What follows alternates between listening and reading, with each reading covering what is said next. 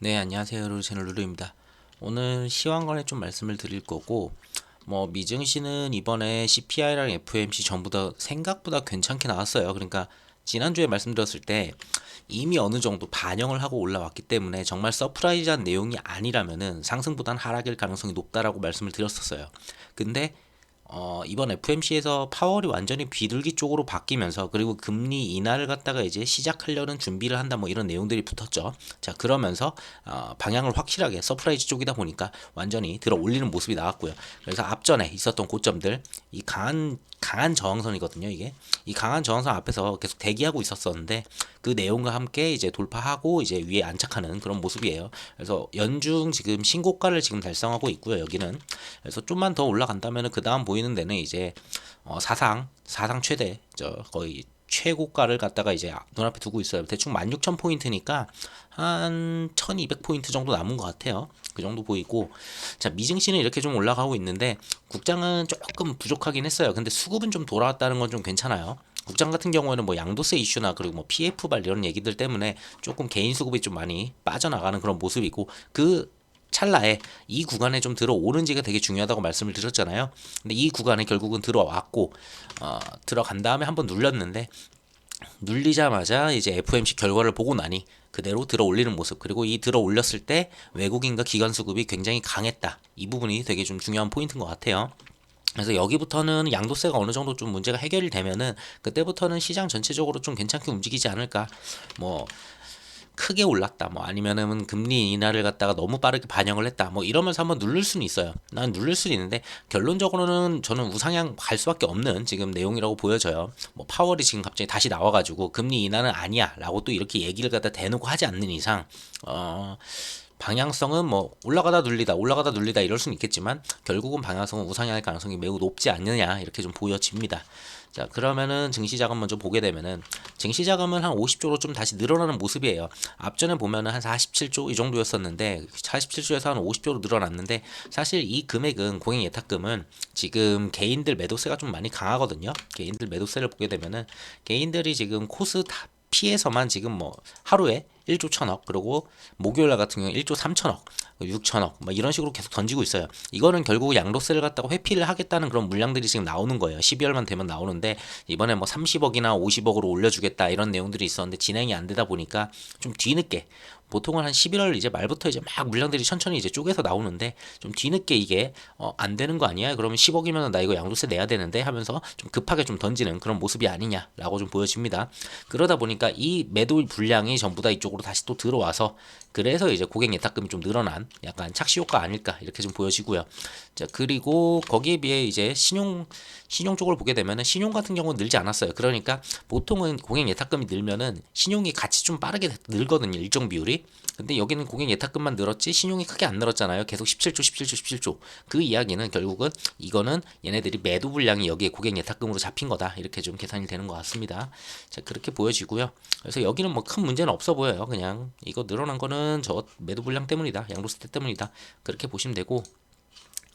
자, 그러고 수급을 보게 되면은 뭐 개인은 계속 팔았죠. 지금 1, 2, 3, 4, 5, 5일 내내 계속 꾸준히 열심히 팔았고, 외국인 같은 경우는 FMC 결과가 나온 다음에 자, 좀 강하게 좀 들어왔어요. 기관 같은 경우 이틀 동안에 조 단위가 들어왔죠. 1조 들어왔고 이틀 동안에 얘네는 거의 1조 5천억이 들어왔어요. 그러니까 거의 다 쓸어 담았다라고 보여지는 그런 모습입니다. 그러니까 들어 올리면서 전부 다 여기 수급이 개인이 아니고 외국인과 기관이다, 그러면은 어느 정도는 받쳐줄 가능성이 좀 높아요. 그래서 앞전에 있었던 저항이었던 이런 자리들이 있죠. 지켜줄 가능성이 높습니다. 그래서 눌림이 나온다 하더라도 이런 자리는 지키고 다시 또 올라가는 이런 형태가 나올 거예요.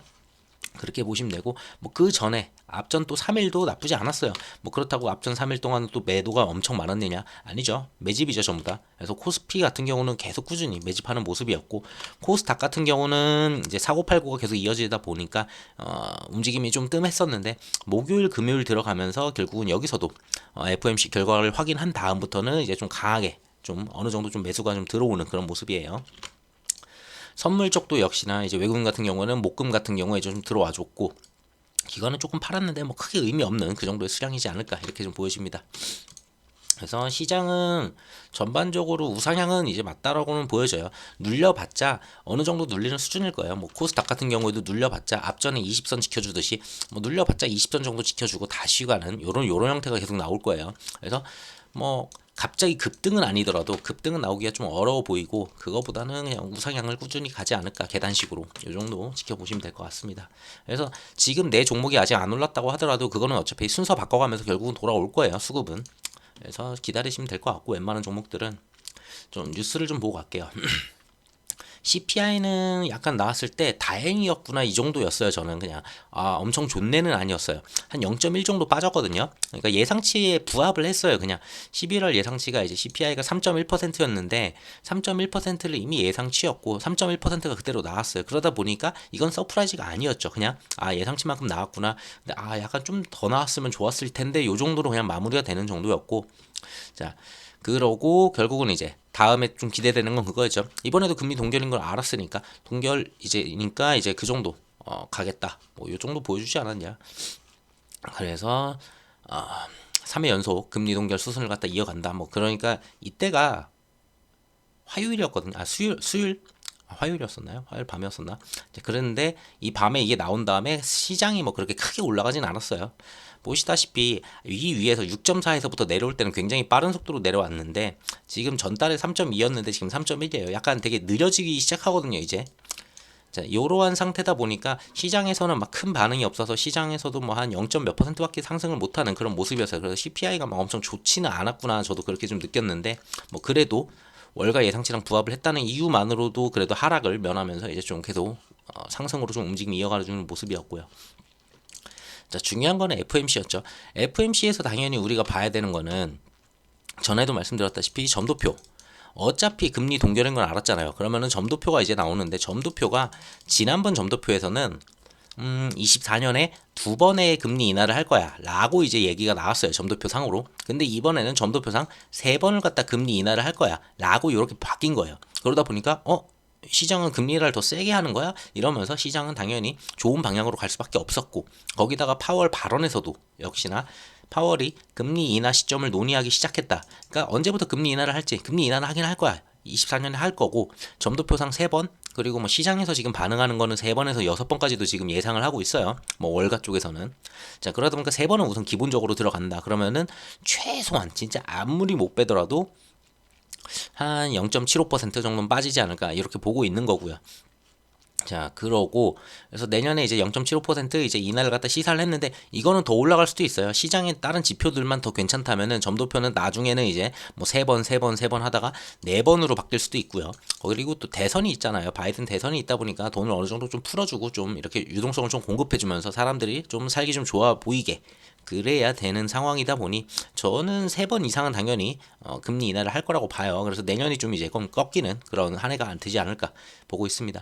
이게 안 좋은 이유로 만약에 금리 인하를 한다고 했을 때만에 침체가 와서 한 거면 문제가 되는데 침체가 오기 전에 지금 했잖아요. 예전에도 말씀드렸다시피 보험성 인하라고 해가지고 뭔가 좀 진짜 침체가 올 수도 있고 안 올 수도 있는데 라고 했을 때 그래도 어느 정도 인플레가 잡혔으니까 한 번 정도 몇 번 내릴 수 있겠어 약간 이런 식이거든요. 그런 식으로 지금 금리 인하를 했기 때문에 크게 나쁘지 않다라고 보여져요. 거기다 금리 인하를 진짜로 때리게 되면은 침체 가능성은 좀 더 낮아지겠죠 아무래도. 자, 그렇게 보시면 될 것 같고 그래서 내년에 뭐 중간값이 이제 4.5, 4.75다 라고 하는데 뭐 이거는 얼마든지 바뀔 수 있는 거니까 0.75가 아니고 1%뭐 1.5%까지도 바뀔 수 있다 이렇게 보시면 될 것 같아요. 그러면서 뉴욕 증시 전부 다 이제 52주 신고가를 찍고 연중 이제 신고가였죠. 연중 최고가를 갖다 지금 전부 다 갱신하는 그런 모습이 나왔습니다. 자, 그래서 중요했었던 내용은 이것던 것 같아요. 점도표에서 3회를 갖다가 인하를 갖다 시사했었고 파월은 금리 인하 시점을 갖다 논의를 한다 등등. 그리고 웬만한 지표들도 나쁘지 않다. 인플레이션 잘 잡히고 있다. 그리고 또 나왔던 내용이 24년도에는 경기 침체는 없을 거다. 뭐 이 정도의 내용들을 갖다가 비둘기적으로 뿜어주니까 시장은 당연히 모든 저항대를 다 돌파하면서 바로 상승하는 모습을 보여줬고요. 자, 그러면서 환율도 뭐 한 23.9원 갑자기 좀 급락하는 모습이 나왔고 뭐 한은 같은 경우는 지금 당장 금리 인하를 따라하기는 힘들 거예요. 그래도 어느 정도는 쟤네가 만약에 3번 때린다? 3번을 인하한다고 하면은 한은 같은 경우는 한 번 정도는 충분히 가능할 거라고 좀 보여져요. 여유 있게. 근데 쟤네가 뭐 한 5번에서 6번 정도 때린다 그러면 하는도 한 2번 정도는 때리겠죠. 요 정도로만 보여지지 완전히 똑같이 따라가지는 못하겠죠. 근데 뭐 이제 가상금리나 이제 채권금리 이런 애들은 같이 더 빨리 떨어져 주니까 그런 부분에서 좀 빠지는 모습은 좀 있을 것 같습니다. 그래서 국장에도 그렇게 나쁜 내용은 아니죠. 국장도 괜찮은 내용이니까 좋게 보시면 될 것 같고, 전체적으로 시장은 우상향으로 거의 방향을 틀어 잡는 그런 모습이다 이렇게 보시면 될 것 같아요. 자, 그리고 미국 같은 경우에 경기 침체가 없는데 내년에 6번 금리 인하를 한다고? 라는 얘기예요. 그러니까 경기 침체가 오면은 금리 인하를 진짜 많이 해야 되고 빠르게 해야 되고 이런데, 근데 지금 침체도 없는데 6번이나 내려? 라고 이렇게 반대로 역으로 이제 물어보는 건데, 자, 경기가 이만큼 탄탄한데 금리 인하가 가능할지, 저는 개인적으로 보는 게 이게 대선 때문에 전 가능할 거라는 생각이 조금 들어요. 대선이 없으면 괜찮은데, 아무리 이 친구가 파월이 아무리 경제적으로 이쪽에서만 이제 진행을 한다고 하지만 분명히 정치적인 부분들로 엮여 있어요. 그러다 보니 얘도 어쩔 수 없이 3번 이상, 뭐 6번까지는 아니더라도 4번, 5번까지도 충분히 금리 인하를 할 수 있지 않을까. 내년 같은 경우는 좀 특이 케이스로 그렇게 좀 기대는 해보고는 있습니다. 그래서 뭐 파월 같은 경우에 뭐 이런 고용 데이터부터 뭐 GDP부터 여러 걸 보고 한다고는 하지만, 그리고 물가 상승률 뭐 2%까지 가는 것도 이걸로 갖다가 뭐 예상은 하지만, 제가 봤을 때는 정치적인 그런 이슈 때문이라도 한 4-5번은 하지 않을까 좀 기대를 해보고 있어요. 그래서 아직은 뭐 2%가 멀었다라고 언제나 계속 얘기했죠. 이거는 뭐 파월이 맨날 입에 달고 사는 얘기니까. 근데 이제 조기 인하가 이제 가능할까라는 이런 부분에서는 뭐 파월 연준에서도 26년 정도 되면은 2%로 이제 좀 내려올 수 있다. 이걸 갖다가 맞춰가지고 이제 그 전에 금리 인하 같이 때리면서 좀 진행하겠다. 약간 이런 부분으로 보시면 될 것 같아요. 그리고 FMC보다 솔직히 시장은 앞서가기는 해요. 좀 옛날에 비해서 솔직히 정보의 그 공유가 굉장히 빠르잖아요. 뭐 인터넷이 워낙에 발전됐고 뭐 텔레그램도 있고 여러 가지 막 진짜 워낙에 정보를 갖다 접할 수 있는 그 창구가 진짜 뭐 2000년 초반 때만 하더라도 뭐 2008년, 2009년 그때만 하더라도 이 정도로 막 정보가 공유가 안 됐었는데, 지금은 정보가 너무 빠르다 보니까 시장이 확실히 먼저 가기는 해요. 굉장히 빨리 움직여요. 그러니까 이러면은 뭐가 움직이겠네? 이미 거기에 대해서 예상을 하고 돈들이 벌써 움직이기 시작하는, 그러다 보니까 굉장히 앞서가는 그런 모습은 계속 보여지고는 있습니다. 그래서 이 앞서간 거는 당연히 빠르게 올라갔으면 한 번 정도 눌림 주고 다시 올라갈 거예요. 이런 식으로 전 보고 있거든요. 결국은 그냥 우상향은 맞는데 뭐 빠르게 올라가면 조정 주고 다시 또 올라갔다가 조정 주고 뭐 이런 식으로 가지 않을까 싶어요.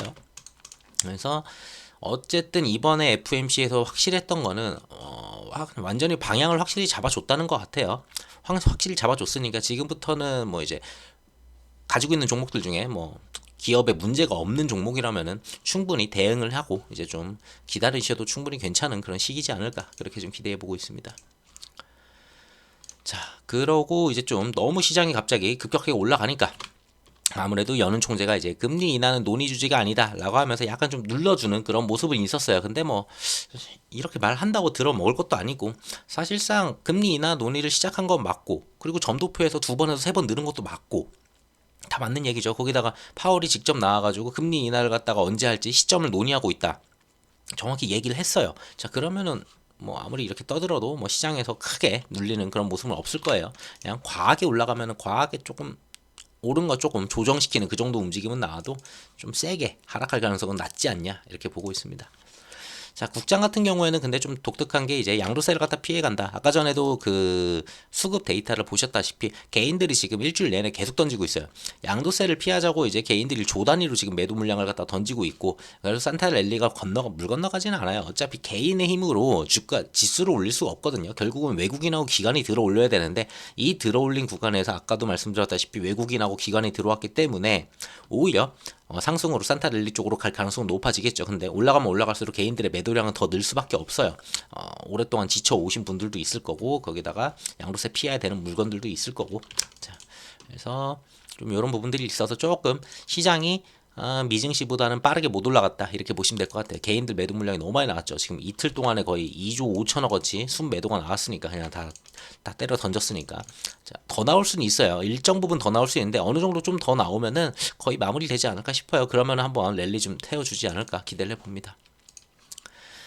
그리고 국장 같은 경우에는 이런 내용들이 하나 있었어요. 보시다면 보신 분들도 있겠지만 뭐 오후 2시에 건설사 이제 PF로 인해 가지고 뭐 부도설이 있었다. 2시에 이제 발표를 할 거다라고 하면서 오전부터 약간 찌라시가 돌긴 했었는데, 자 그래 놓고서 2시에 뭐 특별하게 발표 나온 건 없어요. 비슷한 시간에 이제 나왔었던 어떤 희응으로 시작하는 건설사 하나 있었는데, 걔네가 뭐 이제 부도 처리가 됐다 뭐 이런 건 있는데 별로 큰 내용은 아니고요, 걔네들은.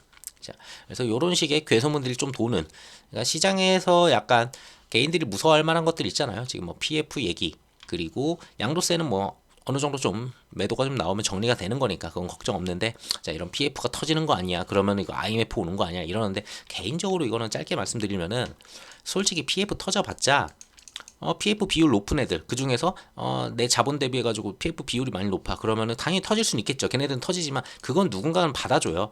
금융권이 그걸 갖다가 같이 우리도 같이 도산이네 하면서 줄도산이 나오기는 정말 어려워요. 줄도산 나오기가 되게 쉽지가 않고, 결국은 몇 개의 건설사들은 망할 거고, 그럼 그 PF를 갖다가 경매나 공매를 때려가지고 어떤 좀 재무가 좀 건전한 애들이 그걸 받아내겠죠. 그리고 지금 채권금리 계속 내려오고 있잖아요. 그리고 시장금리도 되게 내려오고 있거든요. 가상금리도 지금 다 내려오고 있고, 그 이야기는 받아가지고 PF 받아가지고 돈만 있는 애들은 진짜 바로 이거 사업성 있는 PF들은 바로 진행할 수 있다라고 보여져요. 그래서 일정 부분 건설사가 몇 개는 망하겠죠. 일정 부분 어느 정도 망할 수는 있지만 그걸 받아주는 건설사도 분명히 있을 거고, 그걸 받아서 다시 또 개발하는 그런 모습들이 나올 거고, 금리는 내려오고 있으니까 여기서 만약에 금리가 만약에 더 오르고 있을 때 이게 PF가 터졌으면 문제였어요. 분명히 받아줄 건설사가 없을 텐데 지금 쭉 내려오고 있거든요.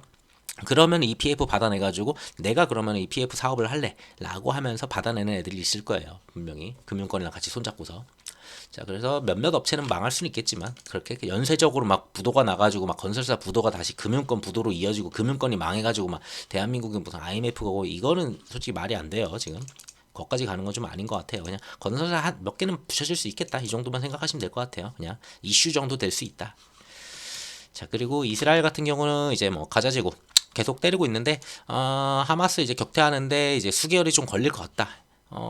전쟁이 좀 길어질 수 있다는 거죠. 근데 뭐 이란이나 이쪽에서 뭐 그렇게 크게 막 확전하려는 그런 모습은 없는 것 같아요. 그냥 이 정도로 좀 마무리가 되고 있는데 조용조용 계속 전쟁은 일어나는데, 이렇게 해서 끝나는지 좀만 지켜보시면 될 것 같아요. 확전만 안 되면 되거든요. 굳이 저쪽에서 확전이 되면 좀 세계적으로 조금 이슈가 한번 또 탈 수 있겠구나 이렇게 생각하는데, 확전만 안 되면 크게 문제 없어 보여요. 그리고 뭐 이거는 그냥 조그마한 이슈인데 이걸로 크게 문제될 것 같진 않지만 그냥 있길래 가져왔어요. 이스라엘 같은 경우에 지금 미국 지원을 받고 있는 레바논군을 갖다가 34차례 공격을 했다. 근데 이스라엘 같은 경우에는 뭐 이제 이게 실수다, 약간 이쪽 헤즈볼라를 공격하다가 실수로 이제 이런 식으로 문제가 터졌다라고 하는 그런 부분들인데, 미국은 이쪽은 용납을 하지 못한다, 뭐 이런 내용이 있었던 것 같아요. 근데 뭐 그렇게 막 미국과 이스라엘 관계가 막 틀어졌다 뭐 이 정도는 아닌 것 같아요. 그래서 조금 더 지켜보시면 될 것 같고, 자 우크라이나 같은 경우가 좀 어쩌면은 좀 좋은 쪽으로 기대를 한다면은 휴전 아니면 종전 가능성도 조금 나오지 않을까 이런 생각은 들어요. 지금 서방 국가에서 탄약을 계속 지원을 해주고 미사일 지원해주고 이러면서 지금 전쟁을 이끌어 왔는데, 사실 이제 서방에서도 이스라엘을 좀 지원을 가고, 그리고 좀 지쳤죠. 이제 얘네들을 언제까지 지원을 할 것도 아니고, 그러다 보니까 지원이 굉장히 줄었어요. 서방에서 우크라이나로 가는 지원 자체가 굉장히 줄다 보니까 우크라이나가 더 이상 힘을 못 받고 있고 좀 공격을 제대로 못하는 그런 모습들이 나타나요. 그러다 보니 이 나라에서도 영토를 갖다가 그냥 포기를 하자라는 부분들이 조금씩 늘어나는 모습이에요. 그냥 우리 영토 어느 정도 좀 포기하고 그러고 우리가 살자, 이대로는 안 된다, 사람이 살아야 된다, 약간 이런 내용들이 조금 나타나는 것 같습니다.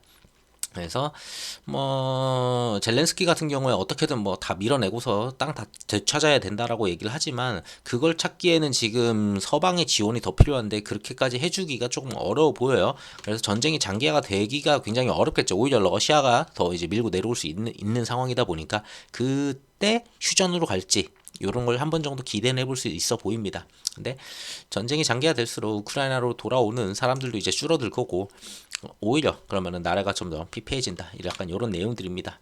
그러고 7개월 사이에 이제 영토를 포기를 하자, 우크라이나에서 10% 정도가 이제 영토를 포기하고 전쟁을 그만하자는 거였어요. 그냥 러시아한테 줄 거 주고 그냥 포기하고 전쟁 그만하고 좀 사람답게 살자, 약간 이런 거였었는데 19%까지 약간 늘어나는 모습이에요. 이제 지칠 만큼 지쳤죠.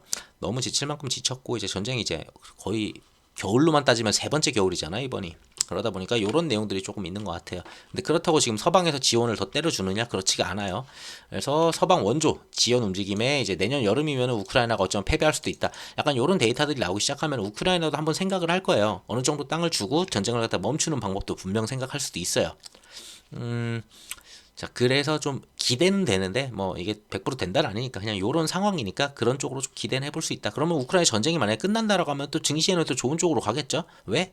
뭔가 인플레를 만들어냈었던 곡물 가격이나 이런 쪽에서 분명히 의미 있는 데이터들이 또 나와줄 수 있으니까. 그래서 서방의 지원이 적당히 조금씩만 해주면서 그냥 전쟁을 갖다가 더 이끌고 갈 수 없을 정도가 되면은 휴전을 하지 않을까 좀 기대는 해봅니다. 그 정도 말씀드릴 수 있을 것 같아요. 이것도 어차피 지금 나오는 데이터들 아니까. 이거 말고는 진짜 큰 게 없었어요. 이번 주는 진짜 CPI랑 FOMC 이 중요한 데이터들이 나오는 그거여서 뭐 그리고 세계적으로도 뭐 이스라엘이나 이쪽에서 터지는 것도 뭐 그렇게 큰 움직임도 없었고요. 자, 그래서 중요한 거는 이제 10년물 국채금리를 봐야 되겠죠. 10년물 국채금리를 보게 되면은 한때 5%를 넘겼었죠. 한때 5%를 넘겼었던 요 국채 금리가 지금 3.9%까지 내려왔어요. 지금 거의 말도 안 되는 속도로 지금 내려왔거든요. 거의 수직 낙하하듯이. 자, 내려와서 여기 저항에서 반등 나오고 다시 또 밑에 뚫었으니까 여기서 또 다시 반등 나오고 그다음에 또 밑에를 또 뚫었으니까 여기서 또 반등 나오고 그다음에 FMC에서 정해 나오니까 그냥 아예 그냥 더 이상 내려가지 못하겠지 싶었던 곳에서 4.1%였거든요. 계속 4.1을 넘어야 된다고 제가 말씀드렸잖아요. 위로는 4.3을 넘으면 안 된다고. 자, 근데 이 구간에서 바로 더 내려와서 3.9까지 이제 내려오는 모습이에요. 자, 요 정도면 진짜 많이 내려왔거든요.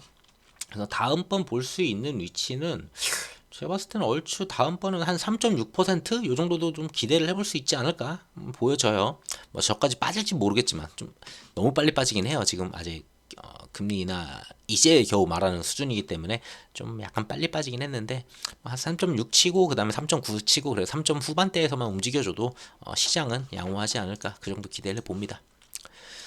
그래서 채권금리도 많이 빠졌고 유가 같은 경우에는 오로지 그냥 계속 빠진다가 되게 좋은 게 아니에요. 어떻게 보면은 유가 같은 경우는 어느 정도 적정선을 지켜줘야지 유가가 정신 나간 듯이 빠지는 거는 그거는 침체로 간다는 거거든요.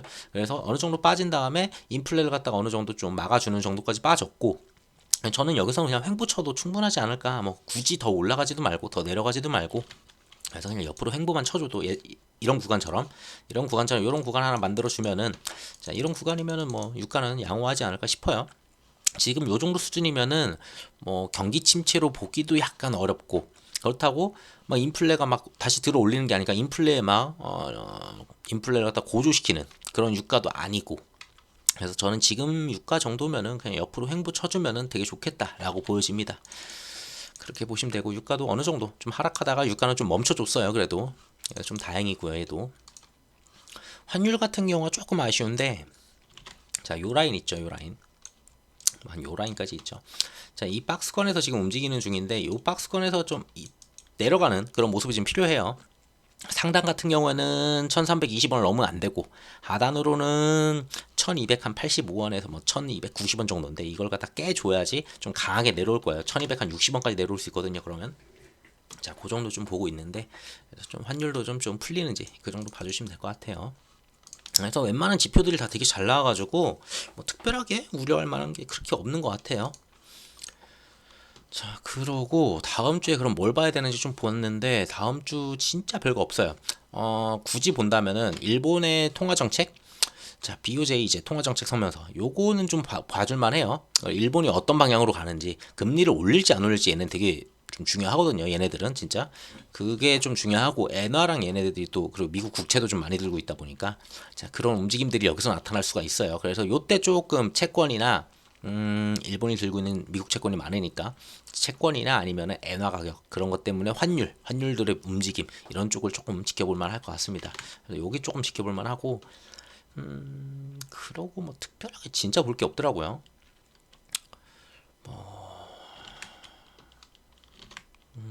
뭐가 있더라 봤었는데 PC가 있는데 뭐 GDP 하나 나오고요. GDP 나오는데 뭐 그게 얼마나 클지 모르겠어요. 뭐 목요일 날 좀 GDP 나오는데 GDP 정도 나오고 그러고 PC 어디 갔지?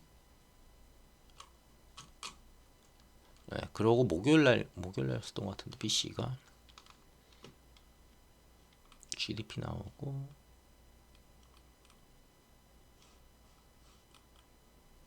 여기구나. 금요일이네요. 자, 금요일날 근원이랑 이제 일반 해가지고 PC 데이터가 나오는데 뭐 3.5에서 3.4로 바뀔 거다 요 정도 데이터가 나와요. 그리고 MOM은 동일할 거다. 근데 지난주 엊그저께 이제 CPI를 봤잖아요. CPI랑 비슷해요. 왜냐면은 일부 몇 가지를 뺀 게 이제 이쪽 근원이다 보니까 자 이게 뭐 PC가 뭐 그렇게 CPI랑 막 크게 다를 수가 없거든요. 비슷한 숫자 나올 것 같아요. 지난번에도 CPI 한 0.1 정도 빠지고 뭐 그러고 동결인 거 이런 거 데이터 나왔었던 거 보면은 그대로 지금 예상치가 나오거든요. 그래서 이 예상치만큼은 그냥 부합하지 않을까. 특별하게 여기서 막 0.1 차이 난다고 막 시장이 갑자기 우리 최악이야 이러면서 막 빠지진 않을 거야. 막 뭐 말도 안 되게 0.5씩 막 차이 나지 않는 이상 그럴 리는 없겠지만 당연히 CPI를 우리가 봤으니까.